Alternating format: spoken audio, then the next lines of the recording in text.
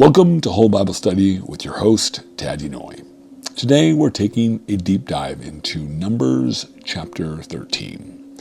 This chapter stands at an important point in the Torah because it marks Israel's first direct encounter with the land promised to the patriarchs. The nation has already experienced the Exodus, the covenant at Sinai, the construction of the tabernacle, and the establishment of its religious and social structure. They've been tested through complaints and internal challenges, and God has continued to guide them through the wilderness conditions.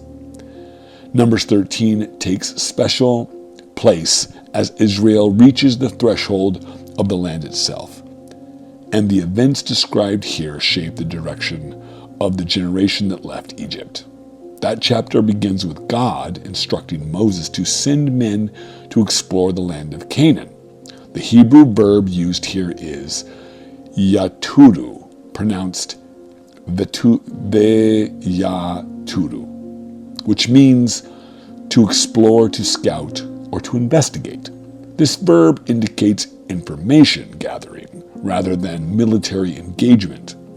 Rabbinic commentators, including Rashi, point to Deuteronomy's retelling of this event, where Moses recounts that the people themselves requested the mission. In that version, God permits the exploration. The permissive nature of the command suggests that the mission arises from human uncertainty more than divine necessity. God allows it, but the impulse originates with the people. The 12 men selected for the mission are leaders of their tribes. The text does not describe them as simple messengers or marginal figures. They are prominent representatives. This detail is important because the outcome of the mission hinges not on the character of lesser individuals, but on the interpretation offered by those with standing and influence. Rabbinic commentary, including that of Nachmanides, emphasizes that these men began their mission as honorable leaders. Their failure is not rooted in an inherent flaw. It arises from the way they interpret what they see. Moses gives the men detailed instructions. They are to assess the physical qualities of the land, including its fertility and presence of trees. They are to observe the strength and number of the inhabitants. They are to note the layout of the cities, whether they are open or fortified. They are to bring back some samples of the fruit. These instructions reflect standard procedure for an ancient community preparing to enter new territory. Nothing in the instructions indicates coercion or pressure. Moses asks for information that any leader would reasonably want under such circumstances. The reference to the season of the first ripe grapes matches known agricultural patterns in the region. Grapes ripen in the late summer in Levant. The detail that scouts carry a single cluster on a pole between two men has been interpreted variously. Some rabbinic sources treat it as a literal detail reflecting unusual abundance. Others view it as symbolic, emphasizing the richness of the land. In either case, the fruit demonstrates that the land is capable of producing. The geographic descriptions in the chapter are consistent with the ancient political and demographic makeup of Canaan. The Amalekites in the south, and the Jebusites and the Amorites in the hill country, and the Canaanites along the coast and the Jordan Valley match what scholars understand about the late Bronze Age settlement patterns. Canaan was not a unified political entity. It consisted of city-states and local groups under shifting influence from regional empires, including Egypt. When the scouts observe fortified cities, their report aligns with archaeological evidence of walled urban centers from that era. The mention of the descendants of Anak raises questions because the association with unusual height. The Hebrew term Anak pronounced Anak, the biblical text does not describe them as mythical beings. It simply indicates that they were physically large. Some rabbinic sources suggest exaggeration in the scouts' report, while others acknowledge the possibility of groups noted for their stature. The important point for the narrative is the effect the sight of these people has on the scouts. After 40 days of exploration, the scouts return and deliver their report. The report begins with agreement. The land is good. The fruit confirms its richness. This matches God's earlier descriptions. The factual observations are not disputed. The divergence occurs in interpretation.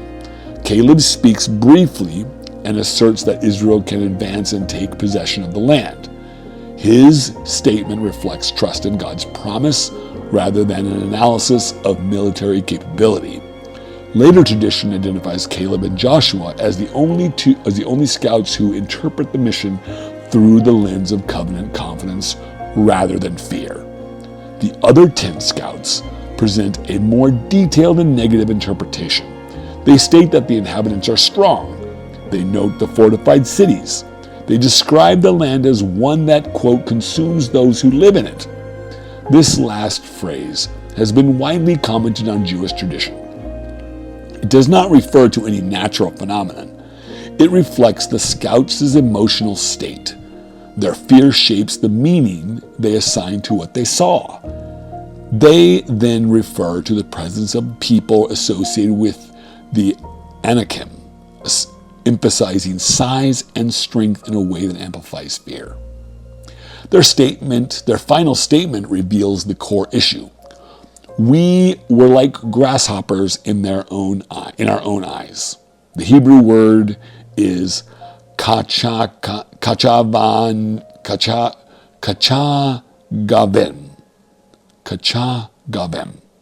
The comparison is not literal. It indicates a diminished sense of self. Their interpretation of the inhabitants' perception is based on their own insecurity. The text does not say the inhabitants expressed such a view. It says the scouts assumed it.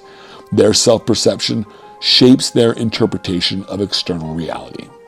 This dynamic is consistent with known physiological patterns in which fear alters perception.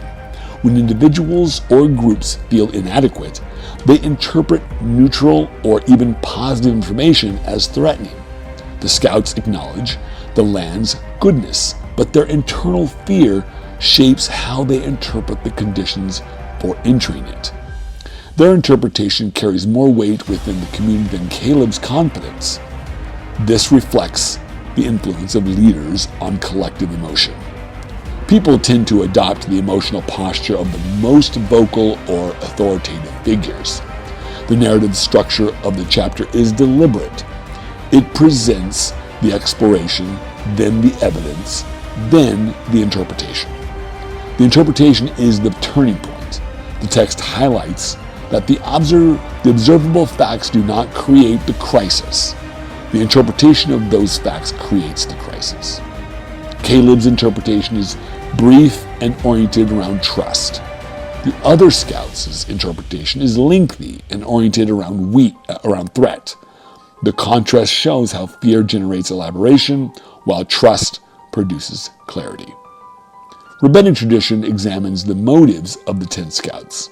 Some suggest political motives, such as a desire to maintain their leadership roles in the wilderness rather than transition into a new social structure in the land. Others emphasize that their failure was primarily psychological. They allowed fear to override their memory of God's past actions. These interpretations are offered as moral reflections, not historical claims. What is consistent is the emphasis that the scouts' failure is rooted in interpretation, not observation. From a linguistic perspective, the key Hebrew terms help clarify the chapter's emphasis. One is yachol, pronounced yakol, meaning to be able. Caleb uses it positively. The 10 scouts deny Israel's ability. Another important word here is tovah, pronounced tovah, meaning good. The land is repeatedly described as good. This echoes earlier descriptions and signals that the goodness of the land is established by God's assessment, not by human evaluation. The scouts agree with the goodness, but reject the feasibility of entering it. This distinction is central to understanding the response. Anthropologically, fear within a group often becomes self-reinforcing. Once fear takes root in leadership, it spreads rapidly through the community. The narrative sets up the conditions for the events of Numbers 14, where the community reacts to the scouts' report. The scouts do not only interpret the land incorrectly, they shape the emotional environment of the entire nation. Theologically, this chapter raises the question of how promises are received. The promise of the land is not questioned. What is questioned is the people's capacity to participate in its fulfillment. This is where fear plays a critical role. Fear alters not only perception of the external world, but also understanding of one's own identity. The scouts express a diminished view of themselves, which leads them to assume a diminished view in the eyes of others. In the biblical narrative, identity as God's people is central to accepting the act on God's promises. When that identity is weakened, confidence diminishes. The contrast between Caleb and the 10 scouts illustrates the difference between trust and fear. Caleb's confidence is not rooted in denial or difficulty. It is rooted in the consistent interpretation of God's past actions. The 10 scouts focus on immediate threat and disregard the pattern of provision and deliverance that has defined Israel's recent history. This selective interpretation is a key feature of fear. It narrows the field of vision to potential danger while obscuring evidence of past support. The fruit carried by the scouts serves as a tangible symbol in the narrative. It demonstrates the accuracy of God's promise about the goodness of the land. The visual evidence does not resolve the question, however, because interpretation determines what the evidence means. This reinforces the central theme that perception shapes action more than facts alone. As we examine Numbers 13 in its larger narrative context, it becomes clear that this moment is decisive for Israel's wilderness generation. The interpretation offered by the majority of the scouts leads to a communal response that has long-term consequences. The upcoming chapter, Numbers 14, will describe those consequences fully, but the foundation is laid here, where fear reframes identity, memory, and trust. Numbers 13 illustrates how the biblical text views fear not merely as an emotion, but as an interpretive lens. That lens affects assessment of external reality, evaluation of God's reliability, and understanding of one's own identity. The chapter does not deny the presence of challenges in the land. It acknowledges them. The issue is where those challenges are understood within the framework of God's faithfulness or within the framework of human limitation. Well, thank you for joining me for this deep dive into Numbers 13. Your encouragement, your prayers, and your support for Mustard Seed Ministries help make these studies and the Bible Building Podcast possible. It is meaningful to explore the text with care, accuracy, and attention to detail, and I am grateful to continue this journey with you.